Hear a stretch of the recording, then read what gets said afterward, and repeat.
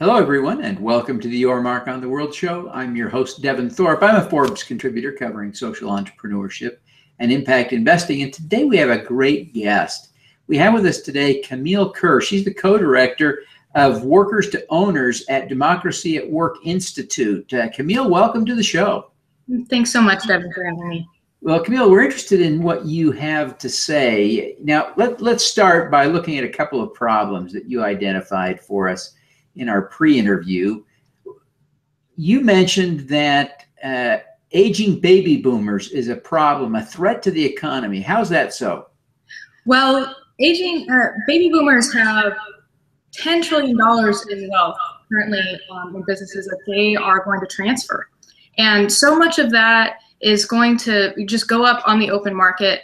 And when you have that much on the market, you're not going to find enough buyers, right, to buy these businesses. And many of these businesses are profitable. There's no reason that they should close. There's no reason that they should have to liquidate and sell off their assets for less than they're worth. They continue to serve their communities and have customers who are loyal to them. So the only reason that they're closing is because they don't have a ready buyer. And it's a preventable problem that we have an answer to. Great. Now, there's another problem you've identified, and that is that the workers of America have not been keeping pace with the economy in terms of salary, income, et cetera. How do you see that? Absolutely. So we've seen, and it's been widely talked about on by newspapers and by intellectuals in general, that wages have stagnated. Since 1970, they've stagnated. Even though our GDP has increased year over year, the portion of that goes to the American worker has not increased along with it. You see the bar graph of capital ownership just skyrocketing up and wages just flatlining, which means that we aren't getting our fair share of the economic growth of this country. So what's the solution that you see? So, I mean, it's not the only solution, but one solution that addresses both sides of this issue is the ability for workers to become owners of the companies that are needing to be transferred. So you have these business owners who want liquidity, they want to retire, but this is their baby. This is something they probably spent their entire life working on and building up. And so they want to be able to use the wealth that they created to help them step out. And at the same time, there's workers who want to keep their jobs, they want to continue to work on these businesses that they've spent a lot of time building as well. So what we can do is we can enable those workers to purchase these businesses. And the first thing people would say are like, yeah, but my workers don't have the money in their bank accounts to buy my business, right? And that's the concern that you hear from a lot of selling owners. But it's not necessary for them to have all the cash on hand. There are mechanisms. Most of these employee ownership buyouts are leveraged.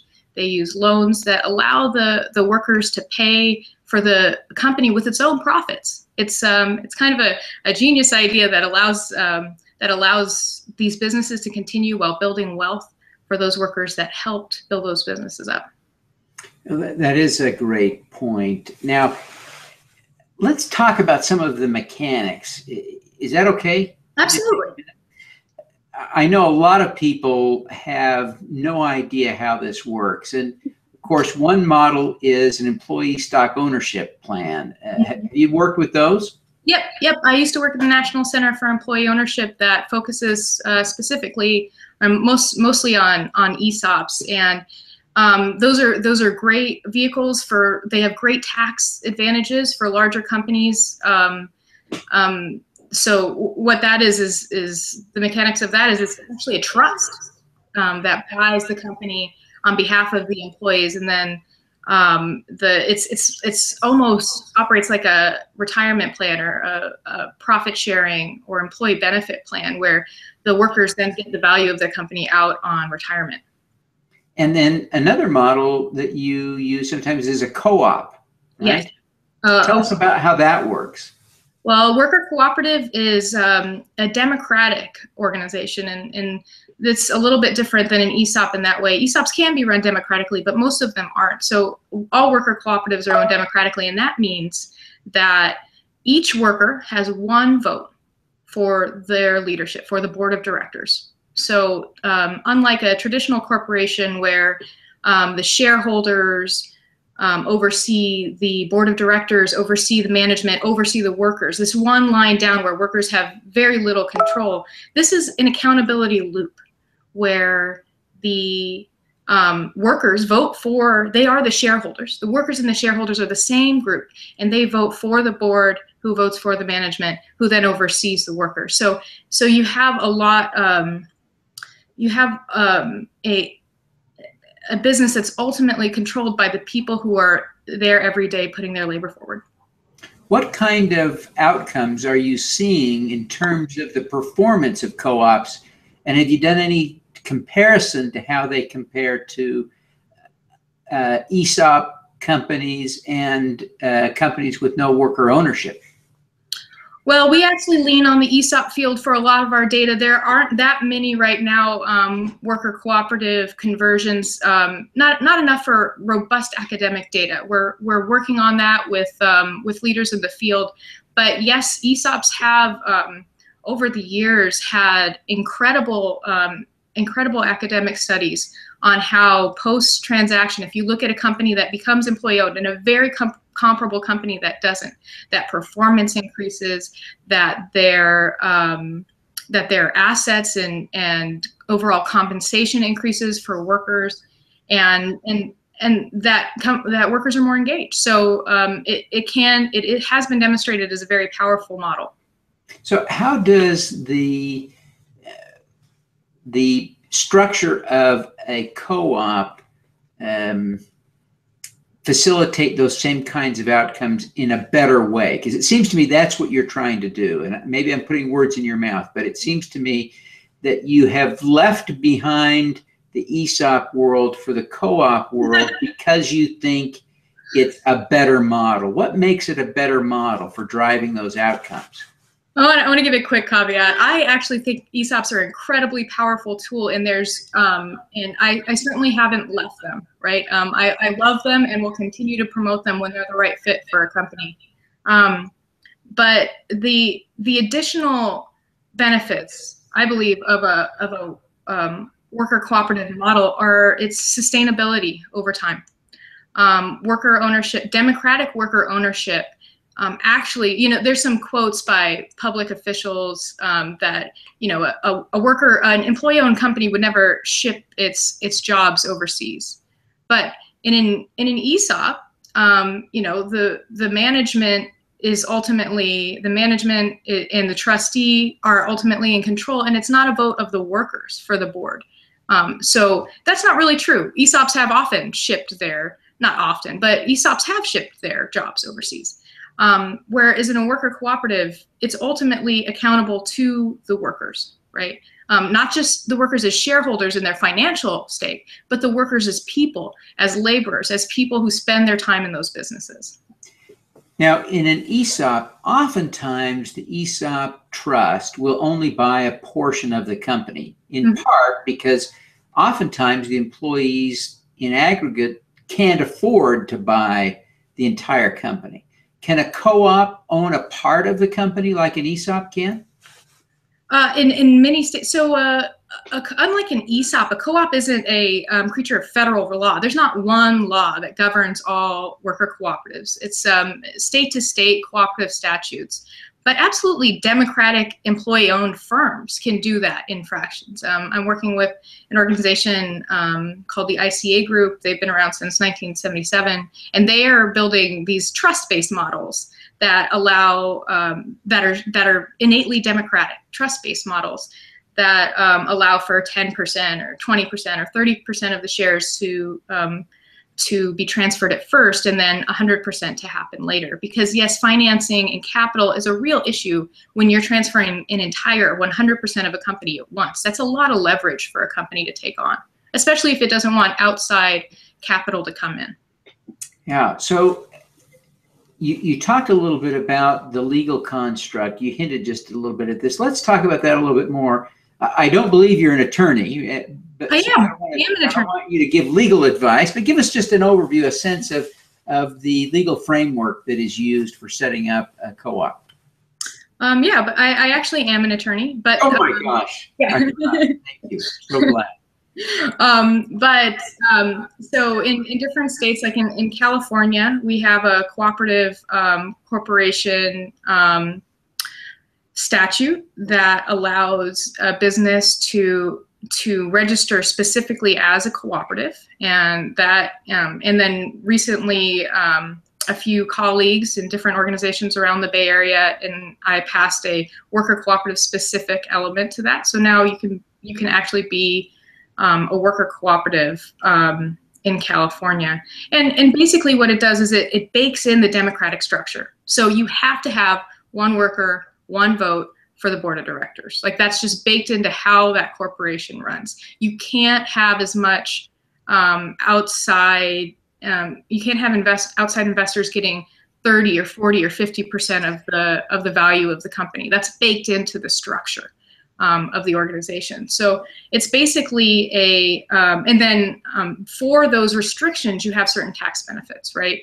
And it's actually under this provision called Subchapter T. It's kind of like Subchapter S, but it's a little bit different, and it allows for businesses to retain earnings that are based on the labor of the workers, as long as those earnings are allocated to those workers. And they have to pay out some of it in cash, but they can retain some of those, some of that funds in the business without paying double taxation, without those C Corp issues.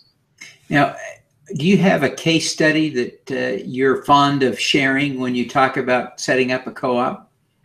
Oh, we have so many exciting case studies. So one that's one of the larger ones that for the co-op world that recently happened, I think demonstrates what this can do for communities, especially in like rural areas. And that's it was 3 businesses actually owned by the same 2 owners, and one was a grocery, one was a variety store, and one was a gas station, right? And it's in this super rural Deer Isle, Maine, and there was not any buyer who was going to come in and respect the jobs and the fact that, you know, people had been working there for 30 years, and so they considered employee ownership as an option. And so now those 3 businesses, instead of being run by an out-of-state or out-of-community conglomerate, is now owned by those 60 workers who are figuring out what it means to actually participate as an owner of a business for the first time. You know? And many of them had never imagined that they would be an owner of the business, and didn't think that that was even a possibility for them. So yeah, it can really change communities and change people's lives. It is a hopeful sign. Give us a sense of scale. Do you have a sense of how many worker co-ops there are in the United States? Yeah, it's pretty small right now. How many worker-owned companies there are? It's around 300 to 400. They only employ around 7,000 people. But we see the potential right now. You know, a lot of things start out small. We see the potential for massive scale right now at this moment, that we could change the landscape of what worker ownership looks like. And I believe it could be the default structure for exiting entrepreneurs to say, well, where should my business go? Well, I'm not gonna, you know, we're not an IPO. That's not us. We go to our employees. And to be something that is commonplace and understood in every household as what's likely to happen when their boss, their family-owned business is going out there expecting that their business will then become employee-owned. Yeah, this is an interesting and an exciting development. Well, I really appreciate you sharing that. I want to just take advantage of the opportunity while I've got you to ask some personal questions. And I appreciate your patience with me, but you've become clearly a role model in the worker co-op community. Who do you look up to in turn as a role model? I remember getting asked this question in like a newspaper in junior high, and I remember saying Martin Luther King and Dana Carvey. So I'll just leave it. No. So you know, I've come across some incredible people in my path, and it is really hard to choose one. Somebody who you know, in both my professional career and my academic career and in my family, there's some incredible people. Someone who really stands out to me is this guy. I only got to work for him for about 8 months in Cincinnati, Ohio. He is the executive director of an organization called the Ohio Justice and Policy Center, and he's a Harvard-trained lawyer. I think he was in the class with Michelle and Barack Obama. I think they were classmates at Harvard Law, and he, with those skills, you know, with his background, has dedicated himself to working for our most vulnerable populations, people who have had who've been mistreated by our you know, criminal justice system, who and he works. I was there for just a few months, and it was exhausting. It was exhausting, the emotional work, as well as the amount of sheer, like, you know, research and work to do to support these populations. And he does it tirelessly, year after year, supporting these vulnerable populations. And it's just, it's incredible. And he does it with a humility and a sense of purpose that is just something that I strive for. I think that's great. Great example. Now, I'm beginning to understand the appeal of worker-owned businesses, and of course, there are exciting tax advantages for owners, sellers, and things. But I want to understand why you care about worker ownership. What is it that motivates you personally to engage in this effort? Well, I mean, initially it was this coming out of the prison reform and criminal justice work, experiencing these stories with people, their trials. And then if you spend any time in prison reform or criminal justice, you start to see the larger issues that are at play that are contributing to mass incarceration, that are contributing to the school to prison pipeline and disproportionate minority contact with the police, and that those issues can't just be solved, that they need to be addressed at that level, but they also, the larger systemic issues need to be addressed as well. And that's how I kind of moved over into this field, that we need an economy that really is for everyone, that is to give everybody a chance, and to help those graphs not be so divergent, that the assets of everyday people and can grow with the growth of our country. But now I have a son. I have a little 17-month-old boy, and now it's reinvigorated me, although tired me out as well. And now to think that he will most likely be an employee, right? I'm an employee. My parents were employees. My husband and his parents are employees. They weren't entrepreneurs. And to think that that he'll spend so many hours of his life in a job, you know, as an employee, and have that experience be something where he just gets to be told what to do and has no ownership, has no real contribution other than, you know, being paid for his time, right? That is a hurtful concept to me. And it's really important to me that we build an economy where people are part of their work, and their work is part of them, and they own it. I think that's an important principle. I appreciate you sharing that. We ask all of our guests to give us an impact hack, some tip that would help us to do more good. And clearly you've learned how to do a lot of good in the world and have a lot of impact. What would you recommend as an impact hack? I would say acknowledge and read about all of the thinkers who have come before you, and don't, you know, no matter how innovative you are, there have been people behind you, before you, that have thought really hard about the concepts that you are pushing for, right? There's a lot of knowledge out there, and really getting to understand the principles that drive you, the vision that drives you can keep you going. I mean, social justice work and building a better economy, that's a long haul game, and you can't just burn out early. And having a vision that's grounded in real principles, that can keep you motivated through the difficult times, through that year and a half when you have a little baby waking you up every night. So I would say be well read about what it is you're working on, so that you really deeply understand why you're doing what you do. Well, thank you. I think that's a great tip. Now, before you go, tell us how people can learn more about your work, the Democracy at Work Institute and Workers to Owners, and how people can get in touch with you. Yeah, absolutely. So we have a website, becomingemployeeowned.org. And on there, you can set up a direct call with me, an initial 30-minute consultation, whether it be about a business that you want to sell to your workers, or you're just interested in the concept and want to learn more. Any of that, and you can follow us at Dem at Work on Twitter, or me at Camille Kerr on Twitter as well. But yeah, feel free to set up a call. We'd love to talk to you if you're interested in this concept. Fantastic.